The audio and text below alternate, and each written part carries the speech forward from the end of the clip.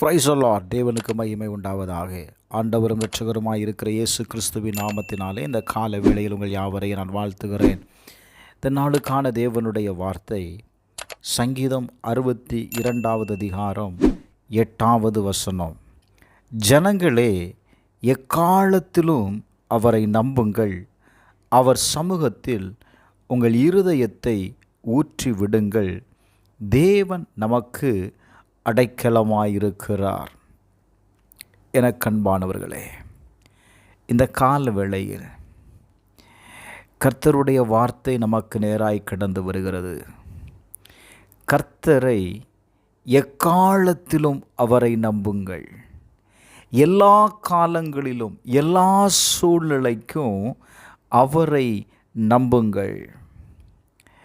அவருடைய சமூகத்தில் கடந்து வந்து உங்கள் இருதயத்தை ஊற்றி விடுங்க.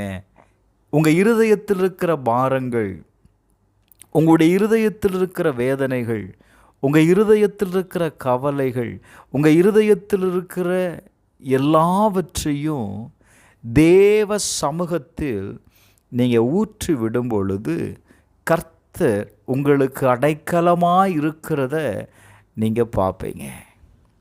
சங்கீதம் 142:2 வாசிக்கும்போது, அவருக்கு முன்பாக என் சஞ்சலத்தை ஊற்றுகிறேன், அவருக்கு முன்பாக என் நெருக்கத்தை அறிக்கையிடுகிறேன்.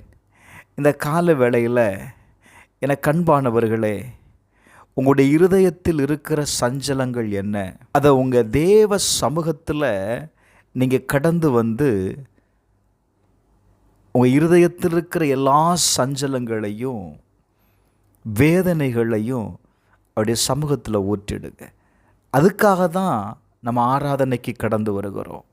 அதற்காக தான் நம்ம தேவ சமூகத்தில் கடந்து வருகிறோம். வார்த்தை சொல்லுகிறது, அவருக்கு முன்பாக என் நெருக்கத்தை அறிக்கையிடுகிறேன். உங்களுடைய நெருக்கம் என்ன? அதை தேவ சமூகத்தில் அறிக்கையிடுங்க. வந்து சொல்லுங்க அவற்றை. அப்பா, நான் நெருக்கப்படுகிறேன், நீர் இந்த நெருக்கத்தை எனக்கு மாற்றுன்னு சொல்லுங்க. Glory to God. நல்ல கவனிங்களேன். 1 சாமுவேல் 1:5 அன்னாள் சொல்லுகிற வார்த்தையை கவனிங்க.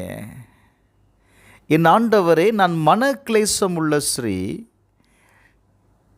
நான் கர்த்தருடைய சமூகத்தில் என் இருதயத்தை ஊற்றிட்டேன். எனக்குள்ள ஒரு பெரிய கிளேசம் இருக்குது, ஒரு மனபாரம் இருக்குது, ஒரு குறைவு இருக்கிறது. அந்த குறைவு நிமித்தம் நான் நெருக்கப்படுகிறேன். அந்த குறைவு நிமித்தம் நான் என்ன செய்கிறேன் அப்படின்னா அவமானப்படுகிறேன்.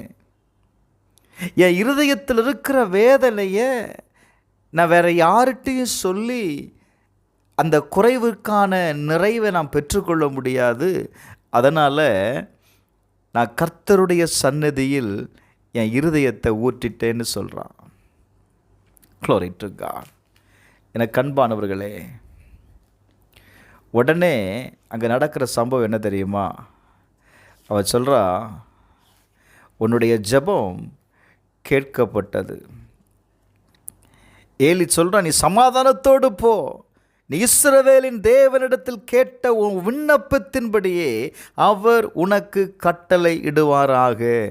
இந்த கால வேளையில் நான் சொல்கிறேன், உங்கள் இருதயத்தில் இருக்கிற வேதனைகளை, நெருக்கத்தை அவருடைய சமூகத்தில் நீங்கள் சொல்லும்போது உங்கள் விண்ணப்பத்தின்படியே அவர் உங்களுக்கு கட்டளை இடுவார்.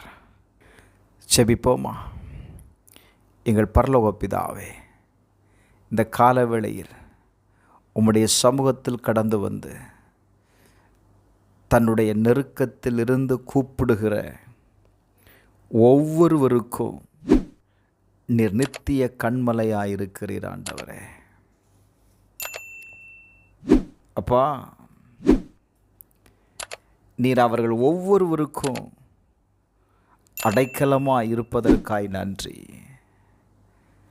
அவருடைய இருதயம் சமாதானம் அடையட்டும். அன்னாள் தன்னுடைய இருதயத்திலிருந்து இருதயத்தில் இருக்கிற பாரங்களை சமூகத்தில் ஊற்றின பொழுது அவள் ஜெபம் கேட்கப்பட்டது.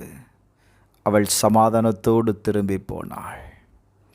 இந்த கால வேளையில் உம்முடைய சமூகத்தை தேடுகிற ஒவ்வொருடைய இருதயமும் மகிழ்ச்சி அடைவதாக, தேவ சமாதானத்தை பெற்றுக்கொள்வதாக.